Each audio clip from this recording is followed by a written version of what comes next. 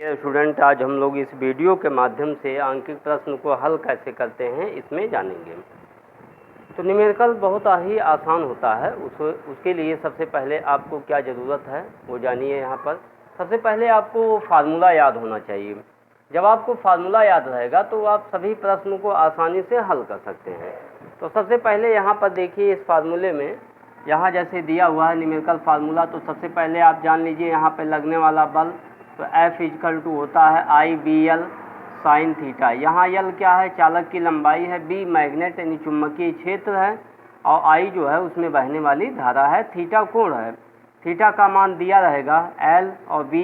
I ज्ञात होने पे उस पर लगने वाला बल हम आसानी से ज्ञात कर सकते हैं।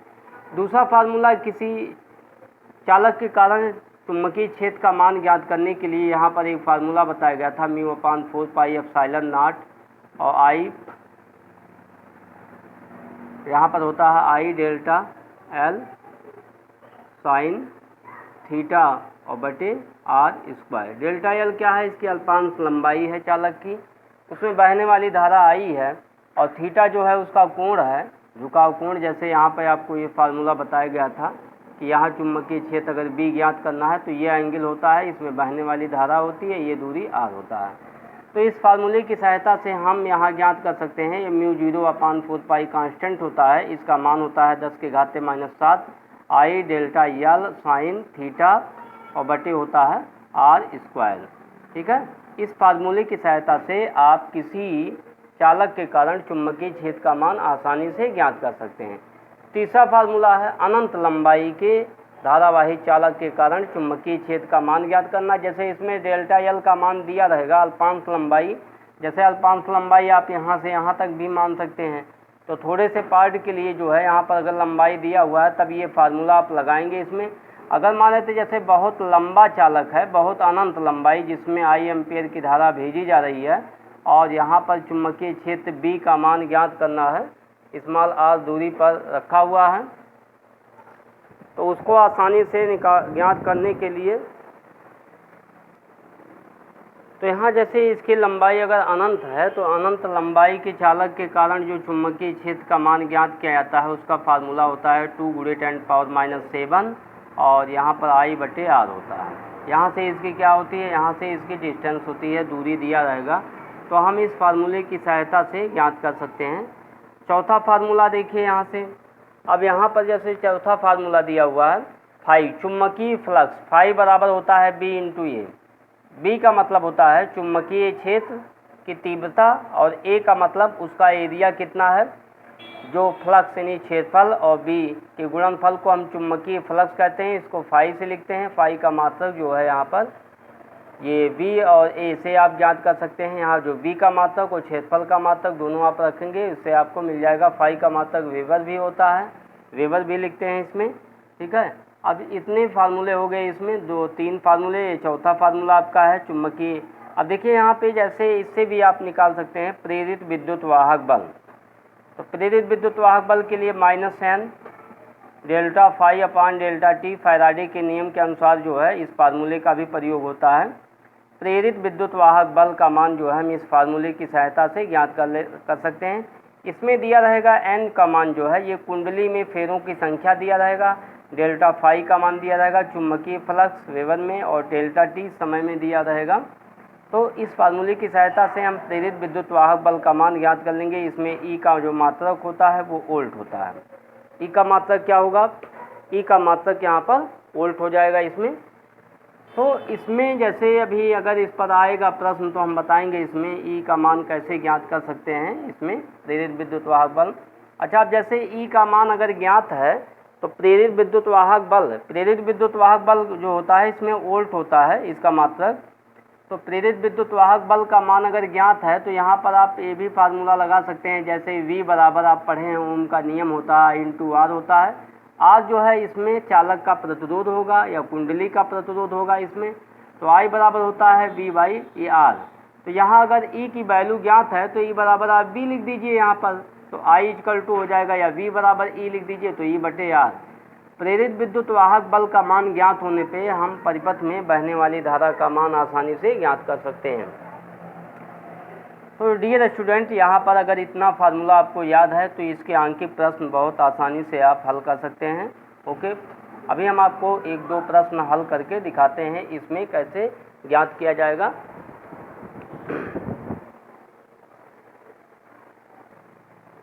तो चलिए इस किताब से जो है हम देखते हैं, जिसमें ये बहुत महत्वपूर्ण प्रश्न है।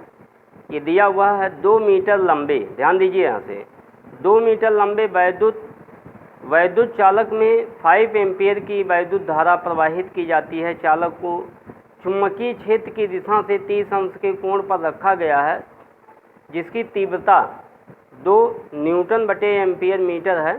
तो चालक पर लगने वाले बल का मान ज्ञात कीजिए। तो सबसे पहले जो मान दिया हुआ है इसमें हम नोट कर लेते हैं।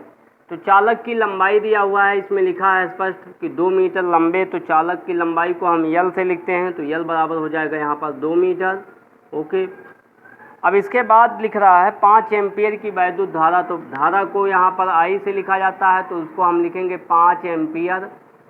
तो 5 एम्पीयर की वैद्युत धारा प्रवाहित की जा रही है, ठीक है।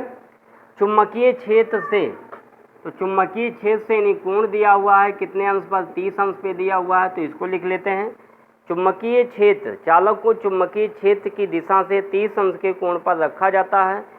तो चुंबकीय क्षेत्र की तीव्रता दिया हुआ है, तो तीव्रता को हम B से लिखते हैं और इसका मान दिया हुआ है 2.0 और न्यूटन और बटे एम्पियर और इंटू मीटर, ठीक है, इंटू मीटर हो जाएगा यहाँ से, ये मीटर दिया हुआ।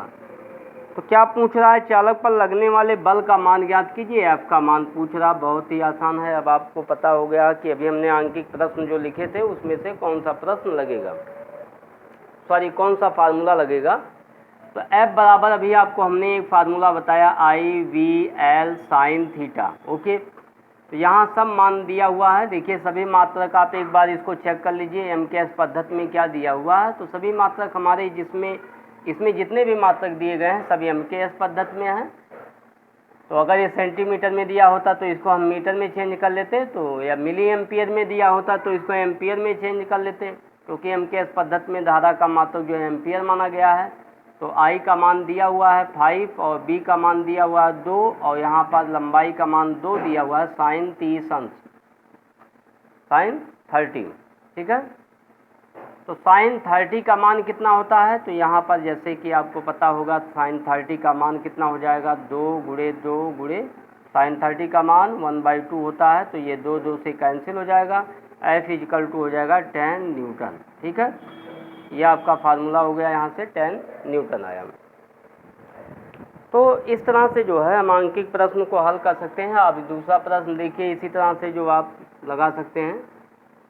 तो प्रश्न संख्या 2, इसमें जैसे दिया हुआ है, अगर ये पूछ रहा है कि इसमें, देखिए पढ़ दे रहे हैं ये प्रश्न, आप ध्यान से देखिए यहाँ पर क्या दे रहा है, 2 मीटर लंबे, सॉरी एक लंबे सीधे तार, ध्यान दीजिए यहाँ पर ये दे रहा है, प्रश्न संख्या आपका 2 है, कॉपी में नोट कर लेंगे इसको।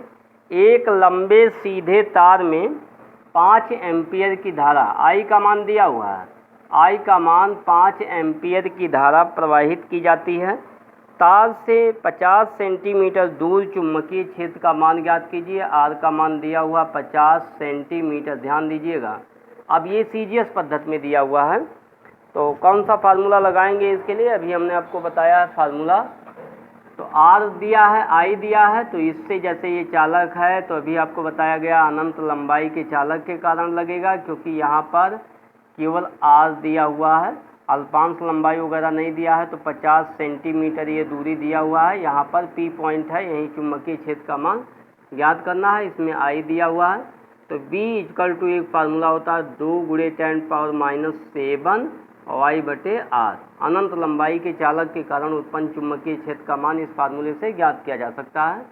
तो B = हो जाएगा इसमें 2 × 10⁻⁷ और I का मान दिया हुआ 5 और 50, तो इसको आप मीटर में बदल लेंगे तो 100 से आपको क्या करना पड़ेगा, भाग करना पड़ेगा, 0 से 0 कैंसिल, यहाँ पे 5 दूनी 10, तो हो जाएगा यहाँ से 2, तो 2 ऊपर चला जाएगा, 5 दूनी 10 हो जाएगा, तो 20 और गुणे 10⁻⁷, ठीक है, न्यूटन बटे एम्पियर इंटू मीटर। ओके, ये हो गया इसका आंसर। तो ये जो है ये आपका न्यूमेरिकल आया। तो यहाँ से आप इसको और सॉल्व भी कर सकते हैं। हो सकता है इसका मान हो जाएगा 2 गुणे 10 के घाते -6, एक कम हो जाएगा इसमें, और न्यूटन बटे एम्पियर और इंटू मीटर, ये हो गया इसका आंसर। तो इस तरह से आंकिक प्रश्न आपके किताब में दिए गए हैं एक्सरसाइज में। बहुत आंकिक प्रश्न आप हल करते रहिए। ओके।